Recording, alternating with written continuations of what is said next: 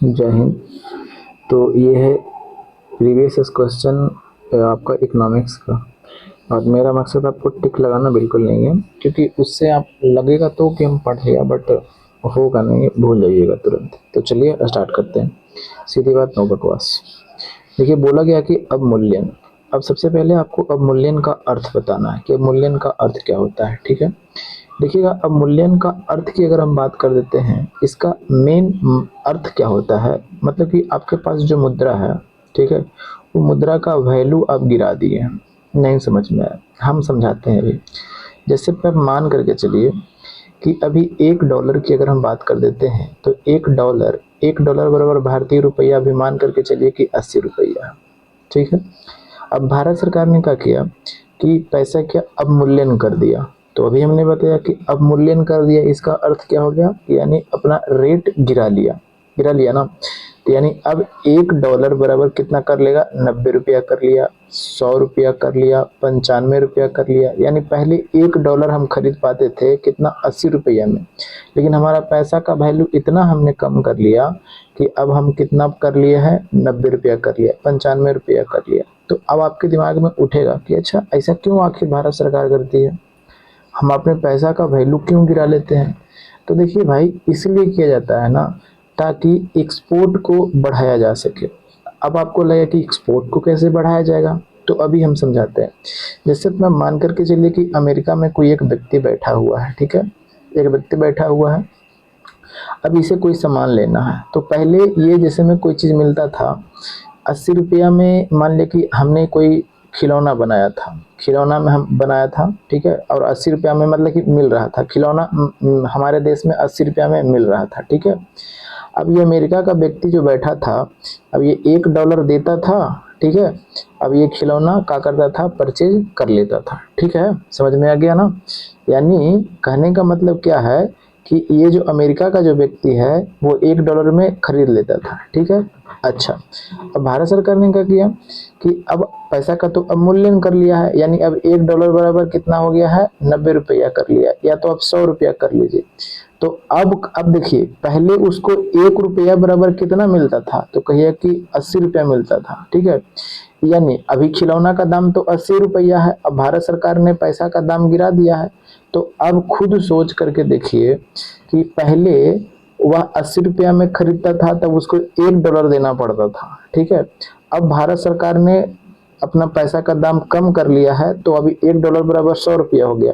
तो क्या अब उसी खिलौना के लिए इस व्यक्ति जो अमेरिका में बैठा हुआ है, ये यूएसए में जो बैठा हुआ है, क्या उसे $1 देना पड़ेगा, तो कहेगी नहीं, अब तो $1 से भी कम में ये देना पड़ेगा इसको। किसको, अमेरिका वाले व्यक्ति को। तो ये इसको, अमेरिका में जो व्यक्ति बैठा हुआ है, उसके लिए ये सस्ता हो गया कि नहीं हो गया, कहे कि हाँ सस्ता तो हो गया। जब सस्ता हो गया दोस्त, तब क्या होगा, जो विदेशी जो है वो व्यक्ति, वो हमारे देश से क्या करेंगे, जो बने हुए जो चीज है वो परचेज करेंगे। समझ में आ गया, क्योंकि उसको सस्ता मिलेगा ना, उसे सस्ता मिलेगा। लेकिन अगर हम लोग बाहर से खरीदेंगे कोई चीज, तो वो हम लोग को महंगा पड़ेगा। तो इसको मेंटेन करने के लिए ऐसा किया जाता है, कभी बढ़ाया जाता है, कभी घटाया जाता है। तो इसको, ठीक है, अब समझ में आ गया।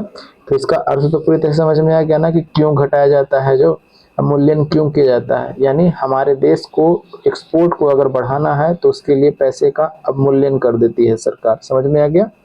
अच्छा, तो अब आपके दिमाग में एक चीज और उठना चाहिए कि क्वेश्चन पूछे जाते हैं कि अच्छा, भारत सरकार अभी तक कितने बार अवमूल्यन कर चुकी है। तो देखिएगा, भारत सरकार अभी तक एक ठो पहली बार 1949 ईस्वी में अवमूल्यन किया था, फर्स्ट बार। ठीक है, फर्स्ट बार। फिर उसके बाद में कब अवमूल्यन किया था, 1966 ईस्वी में अवमूल्यन किया था।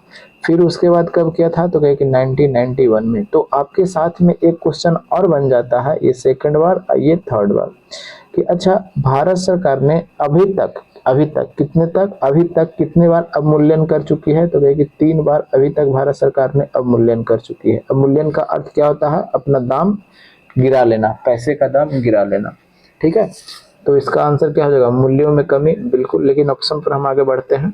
सोने के संदर्भ में मुद्रा के मूल्य में कमी, खत्म। मुद्रास्फीति में वृद्धि, राष्ट्रीय चरित्र में ह्रास। ऑप्शन नंबर क्या हो जाएगा, 1 हो जाएगा। ठीक है, आगे देखिए। बंद अर्थव्यवस्था का अर्थ क्या होता है? बंद अर्थव्यवस्था जैसा में ना तो वहाँ से आयात होता है और ना ही निर्यात होता है। जैसे में एक ही कंट्री अभी है, वो है क्या? North Korea. ये किसी देश से इसको मतलब नहीं है, ना तो किसी चीज़ से खरीदता है। ऐसे लिमिटेड सोर्स में जो अपने दोस्त बारे जो है, दोस्त इसका है, वहाँ से कुछ खरीदता है। बट ये पूरी तरह से क्या है? बंद अर्थव्यवस्था है। यानी अब ये भी कह सकते हैं कि पूरी तरह से कोई भी देश बंद अर्थव्यवस्था नहीं हो सकता है, ठीक है ना। कुछ परसेंट, 1-8%, 2% वैसा वो आसपास में कहीं दोस्त वगैरह से मंगा ही लेता है। लेकिन एग्जाम्पल के रूप में हम किसे देखते हैं? North Korea. ये क्या है? बंद अर्थव्यवस्था है, ठीक है। आयात निर्यात नहीं करता है, ठीक है ना। किसी से देश से लेता है और ना ही किसी देश को ये बेचता है। कौन है? North Korea. तो इसका आंसर हो जाएगा ऑप्शन नंबर 2। आगे देखते हैं क्या बोला गया है कि निम्नलिखित में से लघु उद्योग की क्या समस्या है? लघु लघु उद्योग मतलब कि छोटे छोटे जो उद्योग हम लोग लगाना चाहते हैं, उसमें क्या क्या समस्या है? तो देखिएगा, एक है सीडबी, स्मॉल इंडस्ट्री, लघु उद्योग विकास बैंक की बात कर रहे हैं। एक है सीडबी। अब ये सीडबी लघु उद्योग विकास बैंक की स्थापना कब होती है? तो देखिएगा 1990 ईस्वी में इसकी क्या होती है? स्थापना होती है, ठीक है, सीडबी की, ठीक है। अगर हम बात कर देते हैं ये इसका नाम क्या होता है, तो कहे कि फुल फॉर्म भी कभी कभी पूछ देता है, तो small industrial development bank of India.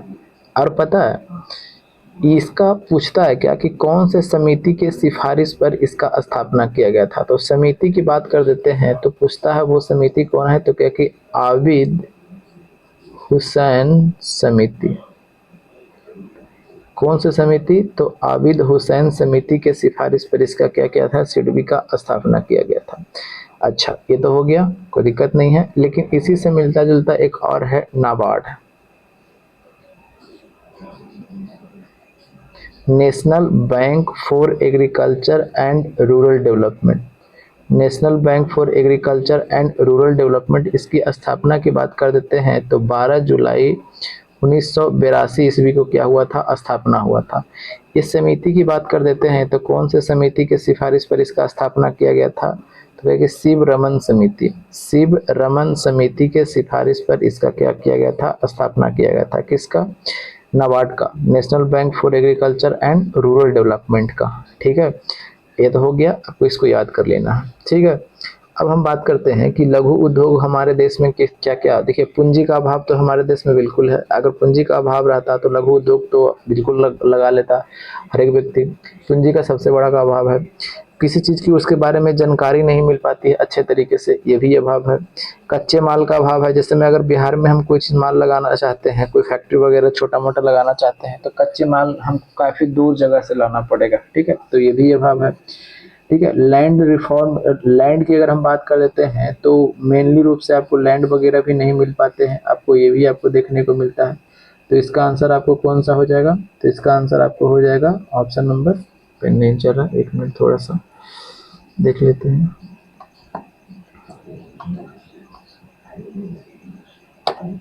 बस सही रहिएगा, बस पेन नहीं चल रहा, सर डिस्कनेक्ट हो गया, देख लेते हैं, तुरंत हो जाएगा।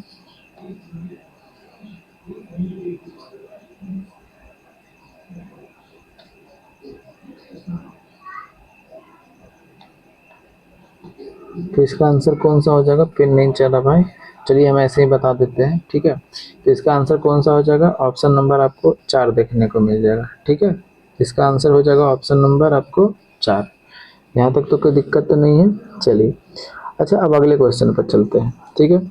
अब देखिएगा बोला गया है 16 नंबर क्वेश्चन, ठीक है, कि निम्नलिखित में से प्रत्यक्ष कर कौन सा है? प्रत्यक्ष कर समझते हैं? प्रत्यक्ष कर जिसको हम अगर हम बात कर देते हैं, जिसको डायरेक्ट टैक्स बोलते हैं, जो हम प्रत्यक्ष रूप से देते हैं, मतलब कि जिस पर हम लगा रहे हैं टैक्स ना, वही उसी से हम लोग वसूल लेंगे, उसको हम लोग बोलते हैं डायरेक्ट टैक्स। और इनडायरेक्ट टैक्स क्या होता है? मतलब लगाएंगे तो कोई और पे, लेकिन वसूलेंगे कोई और से, उसको इनडायरेक्ट टैक्स बोलते हैं। आयकर आपका क्या है? तो कहिए कि डायरेक्ट टैक्स है। आयकर आपका क्या है? तो कहिए कि ये डायरेक्ट टैक्स है, ठीक है, तो दिक्कत तो नहीं है। चलिए, अगर हम बात कर लेते हैं उत्पाद कर, तो ये उत्पाद कर आपका क्या है? तो कहिए कि ये उत्पाद कर आपका इनडायरेक्ट टैक्स है। बिक्री कर भी इनडायरेक्ट टैक्स है, और चुंगी भी जो आपका है इनडायरेक्ट टैक्स है। आपका एक आंसर आप बच रहा है वो कौन? आयकर आपका डायरेक्ट टैक्स हो गया, ठीक है। अब देखिएगा, बोला क्या गया है कि भारतीय स्टेट बैंक के अनुषंगी बैंकों की संख्या। अब देखिए, अब इसके बारे में थोड़ा डिटेल समझ लेते हैं। देखिएगा, बात कर लेते हैं 1806 ईस्वी में, ठीक है, बैंक ऑफ बंगाल का स्थापना किया गया था। ठीक है, बैंक ऑफ बंगाल का स्थापना किया गया था।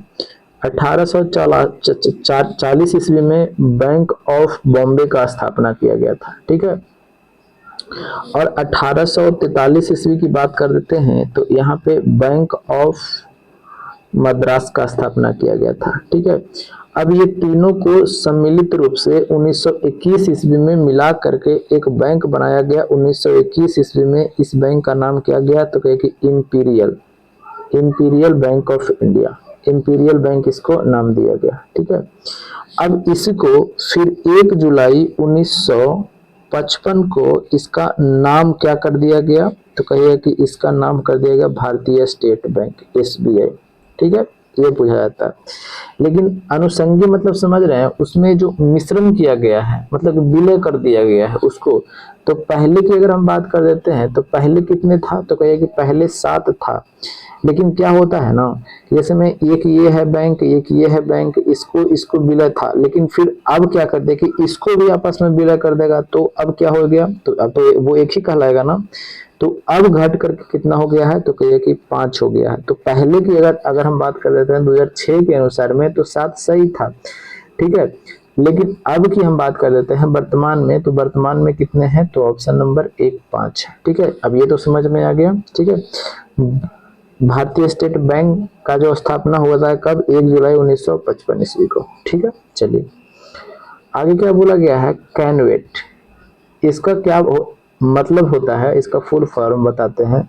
सेंट्रल वैल्यू, CEN से हो गया सेंट्रल वैल्यू एडेड टैक्स। ये सेंट्रल वैल्यू एडेड टैक्स जो अगर बात कर देते हैं ये क्या है तो कहे कि अप्रत्यक्ष कर है, यानी इनडायरेक्ट टैक्स है। कौन सा टैक्स है तो कहे कि इनडायरेक्ट टैक्स है। ठीक है, अभी इनडायरेक्ट टैक्स है तो इनडायरेक्ट टैक्स है तो अभी हमने बताया कि इनडायरेक्ट टैक्स लगाएंगे किसी और पे या वसूलेंगे किसी और से। तो अप्रत्यक्ष कर को हिंदी में अगर हम बात करते हैं कि और लिखा क्या जाता है, देखिएगा लड़का को तो पता तो रहेगा कि अप्रत्यक्ष कर है, बट वहां पे ऑप्शन जो देखेगा तो वहां पे छोड़ देगा कि यार पता ना ये क्या कर दिया, या तो गलत कर देगा या तो छोड़ करके आ जाएगा। ठीक है, तो इसका आंसर अब कौन हो जाएगा, ऑप्शन नंबर ए, परोक्ष कर जो लिखा हुआ ना है यही अप्रत्यक्ष कर है। ठीक है, चलिए आगे क्या बोला गया है इसके बारे में देखते हैं कि वंदे मातरम योजना। अच्छा, वंदे मातरम एक योजना लाया गया था। तो देखिएगा ये योजना को अगर आप देख भी सकते हैं, काफी पुराना योजना है, इसको आप ना भी याद कीजिएगा तो बिल्कुल चलेगा। ठीक है, लेकिन ये योजना जो लाया गया था तो गर्भवती महिलाओं के लिए लाया गया था। इसको आप छोड़ दीजिएगा तो बेटर ये है कि आप काफी पुराना ये है। ठीक है, तो इतने क्वेश्चन ही थे। ठीक है, तो अगर कोई सुझाव होगा तो कमेंट बॉक्स में जरूर बताइएगा। ठीक है, जय हिंद, जय भारत, वंदे मातरम।